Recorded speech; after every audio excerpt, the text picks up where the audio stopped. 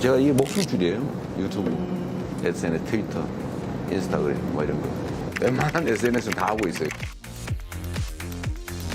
대선 후보 시절부터 웬만한 SNS는 다 하고 있다며 소통의 중요성을 강조했던 이재명 대통령. 지난 주말에만 7개, 이어서 오늘은 4개. 연일 강력한 SNS 메시지를 내놓고 있습니다. 망국적 부동산 정상화는 불법 계곡 정상화보다 쉽고 중요하다고 이야기하기도 했는데요. 뭐 표 얘기하셨는데 아까도 말씀드렸지만 표 생각하면 안 해야지. 정치를 하는 이유는 세상을 바르게 공정하게 하자고 하는 것이지 내가 무슨 뭐 도지사 1년 더 해먹으려고 하는 거 아니죠. 저는 뭐 이거 표를 의식해서 하는 행위는 아니고. 이번에도 표 계산하지 않겠다라면서 부동산 정상화 의지를 드러낸 이 대통령의 SNS 어느 때보다 뜨겁습니다. 예, 부동산 관련해서 강력한 메시지를 연일 SNS에 올리고 있습니다. 이재명 대통령의 SNS 직접 소통, 새롭기도 하고 또 여러 평가가 나오고 있습니다. 지난 주말 동안의 메시지 내용과 의미 하나씩 짚어보겠습니다. 최대한 저희가 상세하게 좀 그래픽으로 구성해봤는데요. 박진영 의원님, 우선 오늘 아침에도 글을 올렸습니다. 부동산 관련 글을 올렸는데 국민의힘 대변인 논평 기사를 직접 링크를 걸어서 올려놓기도 하고요. 직접 이 다주택자 잡기에 나섰다 이렇게 봐도 되겠죠? 아마 지금이 최적기라고 판단을 하는 것 같습니다. 우리가 이제 주식시장을 이야기할 때 그 회사의 재무제표라든가 경영 성과 그런 부분들이 있지만은 사실은 심리적인 요인들도 존재합니다.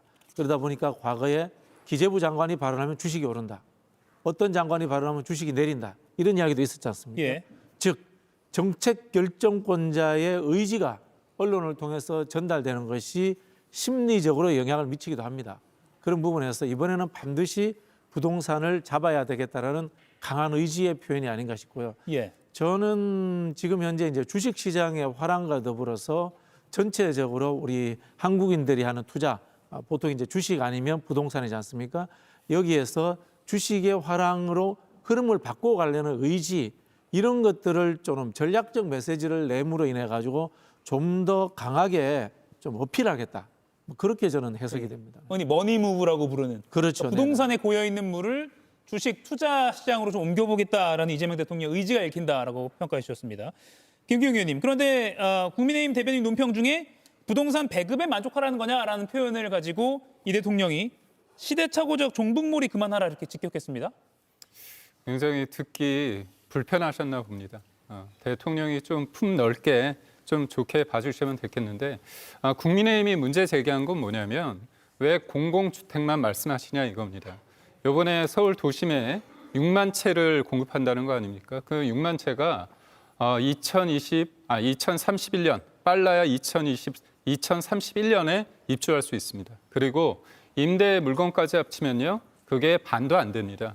그러면 그게 한 해 어떻게 됩니까? 5, 6년에 걸쳐서 3만 건이 들어온다고 했을 때 되게 작은 수치입니다. 그런데 서울만 따지더라도 한 해 4만에서 5만 채가 공급돼야지 이게 부동산 시장이 어떻게 보면 정상적으로 돌아갈 수 있습니다. 근데 올해는 3만여 건이고요. 내년엔 2만여 건, 내후년엔 만여 건으로 계속 공급이 절벽됩니다.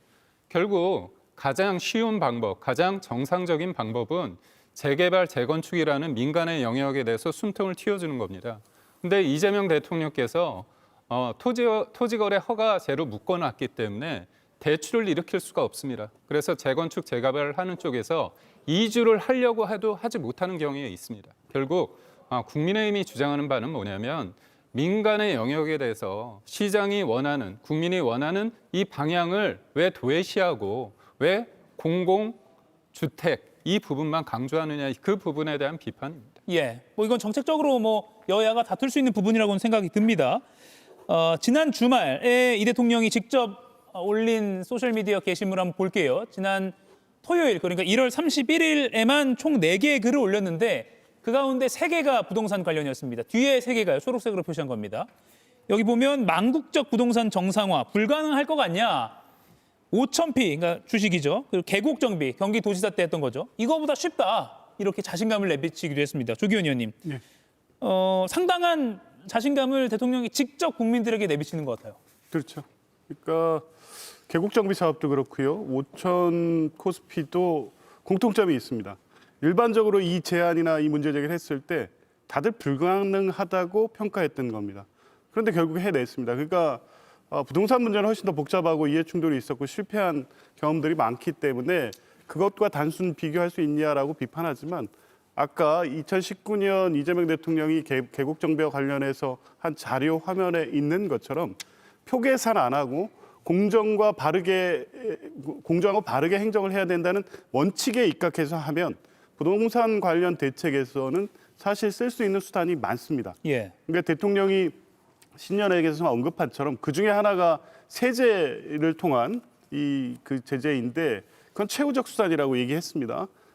근데 그거는 뭐 여러 가지 수단이 있다는 얘기고 결국 정부가 여론과 표 계산하면서 정치적 이해득실 논리에 빠지지 않는다면 얼마든지 가능하고 이재명 정부이기 때문에 할 수 있고 해내야 된다. 이런 자신감이 표현돼 있는 거죠. 실제 지금까지 보면 아까 말씀해 조금 전에 이번 공급 대책에 대해서 비판하시지만 늘 이런 식입니다.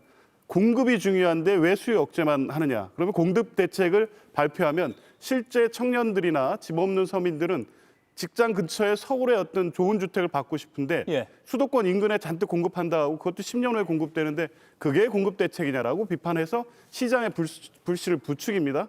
그래서 이번에는 직주 근접, 그러니까 직장 근처가 가능한 태릉, 용산, 판교 등지의 공급 대책을 내놨습니다. 물론 6만이 많지는 않지만 적어도 지금의 어떤 수요에 부합하는 그런 공급입니다. 그리고 청년과 신혼 부부에게 공급되는 양을 최대한 많이 늘리는 공공주도로 개발을 합니다.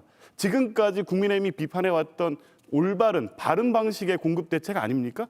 왜 비판부터 하느냐고 문제제기 안 할 수 없고요. 결국 그게 대책이 잘못돼서가 아니라 이런 식으로 정부 부동산 대책을 흔들어서 시장의 불신을 자극하고 결국에 다시 올라가고 그러면 정부가 후퇴하고 이 나쁜 사이클을 또 반복하라고 부채질하는 게 지금 국민의힘의 태도라고 보여지고요. 이재명 대통령은 절대 그거에 흔들리지 않겠다는 분명한 입장을 시장에 보내고 있는 것이고 아마 시장에서도 전과는 다른 반응이 나올 것으로 기대하고 있고요. 그래서 저는 이번에는 충분히 가능할 거로 봅니다. 제가 잠깐 말씀을 드린 짧게요. 게 서울 주택의 90%는요 민간이 공급을 합니다. 그리고 재건축 재개발을 통해서 지금 물려 있는 게 39만 정도 채가 됩니다. 이 부분에 대해서는 왜 전혀 언급을 안 하십니까? 자꾸 국민의힘이 투기 세력과 뭔가 같이 가는 것 쪽으로 프레임을 잡는데 전혀 그게 아닙니다. 그리고 다른 것도 아니고 이재명 대통령께서 지난해 5월 달에 왜 민주당 정부가 들었으면 이렇게 부동산이 오르냐, 자기는 다른 방식으로 하겠다고 말씀하셨습니다. 그런데 지금 뭡니까? 결국은 문재인 시즌2입니다. 문재인 정부 들어서 2017년도에 8.2 대책이 뭔지 아십니까? 다주택제 중과세입니다. 성공 못하지 않았습니까? 그렇기 때문에 저희가 왜 똑같은 길을 가느냐. 그래서 이 길로 가라는 건데 그거를 왜 투기 세력과 같이 한다. 그리고 안 되길 바란다고 그렇게 매도하십니까? 예, 이 부동산 정책 관련해서 사실은 뭐 한 시간 잡아서 전문적인 토론을 해도 좋을 만한 늘 어느 정권에서는 그런 주제이긴 한데요. 물론 민주당 쪽에서는 또 정부 여당에서는 129 대책뿐만 아니라 계속해서 공급 대책이 다양하게 나올 거다라는 입장을 견지하고는 있습니다. 앞서 이재명 대통령이 코스피 5천 그리고 계곡 정비 사업을 언급하면서 이거보다 쉽고 중요한 일이라고 했죠. 경기도지사 시절에서 인근 상인들을 만났을 때도 비슷한 맥락의 말을 했습니다. 들어보시죠. 안 보고 싶은 인간 보는 것 같아서 좀 그런 것 같은데 그래도 있는 현실이니까 맞닥뜨려서 얘기를 좀 하고 가능한 방법을 찾아보는 게 좋겠죠. 사실 여러분들 진짜 억울할 거예요. 뭐 이런 데까지 이렇게 심하게 할 필요가 있냐는 생각을 할 수도 있겠더라고요. 어딘가 하나 예외를 인정해 놓으면 자꾸 그게 끊임없이 확대돼요. 뭐 섭섭한 마음이 있으면 섭섭한 말씀 하셔도 괜찮습니다. 안 아플 정도로 멱살을 잡으셔도 돼요. 이렇게 법의 공정성, 형평성 때문에 집행하는 건 충분히 이해합니다. 다 좋지만 그렇게 하루아침에 다 부셔라. 안 그러면 2천만 원 때린다. 그걸 정치한다고 없앤다고 한다고 표가 올라갑니까? 저한테 화내는 거 이해합니다. 뭐 표 얘기하셨는데 표 생각하면 안 해야지 이런 거. 저도 압니다. 그러나 정치를 하는 이유는 세상을 바르게 공정하게 하자고 하는 것이지 내가 무슨 뭐 도지사 1년 더 해먹으려고 하는 거 아니죠. 예, 그래서 저 때랑 비슷한 말을 지금 하고 있다라는 그런 평가도 나옵니다. 표 계산 없이 국민만 믿고 가겠다라는 것과 저 때 생각과 비슷한 것 같다는 평가가 나오죠. 그런데 국민의힘에서는 그렇게 쉬운 부동산 정상화 왜 아직 못했나라고 정면 반박이 나오고 있어요. 김동원 의원님. 그렇습니다. 말이 되지 않습니까? 그렇게 쉽고 5천 포인트 불과 취임한 지 8개월도 안 돼서 달성이 됐다. 뭐 계곡 정비, 사실 계곡 정비는 저건 또 논란이 있는 주제입니다. 그 당시에 남양주 시장 현재 국민의힘으로 넘어온 분이 처음에 이 뭐 길을 닦았다 하는 그런 것도 다 자료에 나와 있는 거고요. 저거는 뭐 꼭 이재명 그 당시 지사가 처음부터까지 주도적으로 한 건 아니다라는 그런 시각도 있는데요. 저는 밤잠을 못 자고 밤에 새벽에 SNS를 올리고 그렇게 주말 토요일과 일요일 날 4개, 5개를 올리는 것은 자신감보다도 초조감이 더 반영된 거 아닌가 그렇게 생각이 듭니다. 이것은 바로 문재인 정권 때 24전 24패 그 유명한 말이 있지 않습니까? 24번 부동산 대책을 내놨더니 내놓는 족족 그 다음 날부터 폭등을 하더라라는 그런 그 학습 효과가 있기 때문에 지금 2월 달이 뭡니까? 부동산 업계에서는 바로 대목이라고 불리는 시간입니다. 이 새 학기 계약을 또 앞두고요. 기업의 어떤 인사 이동에 따른 집 수요 이런 거기 때문에 2월이 돌아왔다. 2월에 못 잡으면 이것도 또 실패한다라는 그런 초조감에 발로 오기 때문에 바로 이재명 대통령이 만약에 시험을 친다라고 하면 지금 부동산 문제를 어떻게 잡습니까라고 하면은 그 얘기를 할 겁니다. 규제 혁파를 통한 재개발, 재건축의 정상화 이 얘기를 분명히 쓸 것입니다. 몰라서 하는 건 아니지 않습니까? 바로 시간이 들고 표가 지금 지방선거가 4달 앞으로 다가왔는데 이거에 주력을 하면은 이른바 주된 지지층인 서민 중산층이 도망갈 수가 있다. 부익부 빈익빈이 나타난다라는 그런 생각을 했기 때문에 바로 이 분명히 정답은 있는데도 사이드로 우회를 하려고 해서 이렇게 논란이 벌어진다. 그런 초조감의 발로다. 저는 그렇게 판단하고 있습니다. 물론 뭐 민주당이나 정부 여당에서는 초조감의 발로다라는 말에 반론을 더 하고 싶으시겠지만요. 잠시만요. 시간이 없어서요. 계속 이어지는 이 이재명 대통령의 소셜미디어 메시지에 장동혁 국민의힘 대표는 이 대통령을 향해서요. 분노 조절이 안 되느냐 이렇게 비판했거든요. 들어보시죠. 우리 양양자 최고께서 자리를 잘못 앉으셨는데 저도 이재명 대통령처럼 호통을 쳐야 되는 건지 잘 모르겠습니다. 요즘 이재명 대통령이 화가 많이 난 것 같습니다. 야당한테 화내고 언론한테 화내고 국민한테도 화를 냅니다. 온갖 원색적인 표현도 모자라서 심지어 캄보디아어로도 화를 냅니다. 집값이 안 잡혀서 분노 조절이 안 되는 모양인데 대통령부터 똘똘한 한 채 쥐고 버티는 것처럼 보이니까 무슨 정책을 내도 약발이 먹힐 리가 없습니다. 예, 바로 박진영 의원님께 반론을 한번 들어보죠. 어떻게 들으셨어요? 아니 뭐 대한민국 대통령이 캄보디아에 화낼 수 있죠. 우리가 선진국인데 그 정도도 못합니까? 국민의힘은 여기에 대해서 말할 자격이 없어요. 윤석열 정부 3년 동안 그다음에 사실 부동산 문제가 서울의 핵심인데 오세훈 시장이 지금 시장 4선입니다. 그동안 재개발, 재건축 문제 뭘 해결했습니까? 이재명 정부 이제 겨우 8개월째 접어들었습니다.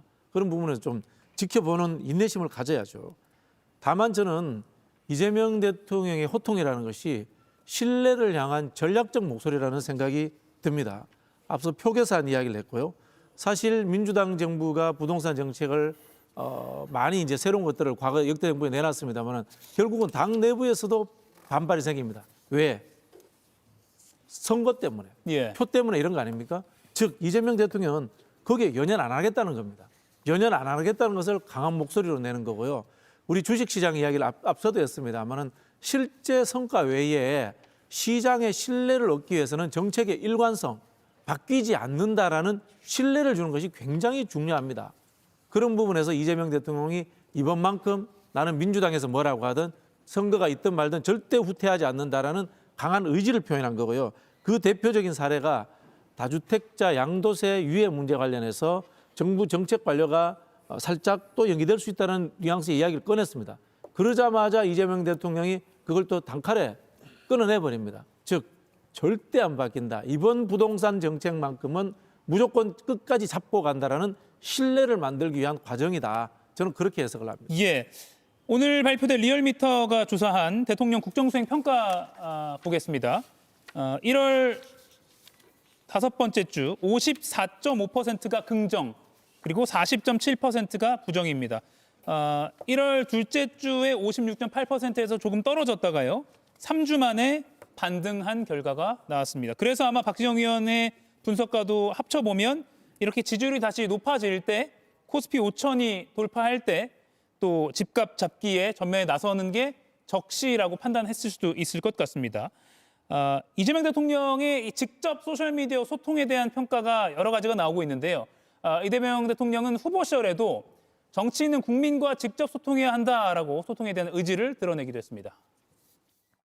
정치인들은 국민과 직접 소통을 해야 돼요. 그걸 안 하면 언론에 의해서 왜곡이 돼요. 제가 SNS를 통한 국민과의 직접 소통이 없으면 살아남았겠어요? 저 언론들, 저 왜곡, 가짜 정보에. 그래서 살아있는 이유는 그 아무리 해도 잘 안 먹히는 게 제가 직접 소통을 하기 때문에 살아남는. 제가 이게 목숨줄이에요. 유튜브, SNS, 트위터, 인스타그램 뭐 이런 거.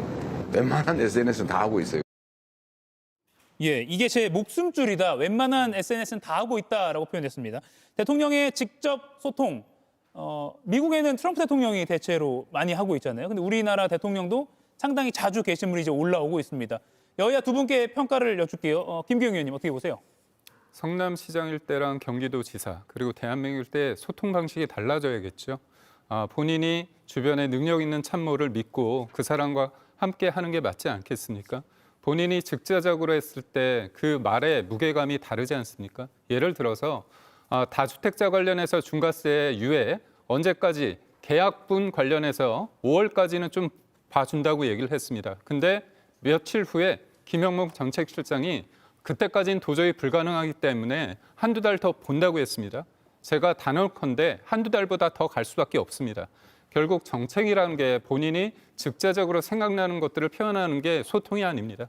결국 대통령의 말의 무게에 대해서 그리고 많은 사람들의 영향을 준다는 측면에서 자중하셔야 됩니다. 조 의원님. 그게 도지사 때랑 시작되고 꼭 달라야 됩니까? 이재명 대통령의 소통 방식이고요. 유효했고요. 조금 전에 대통령 본인께서 직접 말씀하신 것처럼 비상기염 시기 이럴 때는 매우 적절한 소통 수단이었습니다.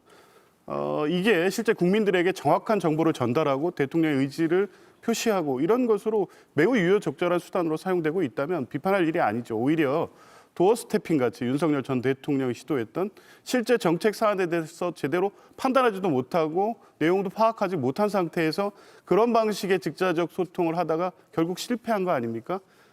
이재명 대통령의 직접 소통은 국민들과 직접 소통을 하는 과정에서 충분히 공감대를 형성해내는 방식이라는 점에서 매우 성공적인 소통 방식이고요. 예. 그 자체를 비판할 일은 아니라고 봅니다. 분명한 건 저희 기자들은 더 열심히 대통령의 소셜미디어를 찾아봐야 되겠다. 더 바빠졌다 이렇게 마무리하겠습니다. 네 분과의 토론은 여기서 마무리하겠습니다. 고맙습니다. 이가혁 라이브를 시청해 주셔서 고맙습니다. 이가혁 라이브는 평일 오후 5시 TV와 유튜브로 실시간으로도 함께하실 수 있습니다.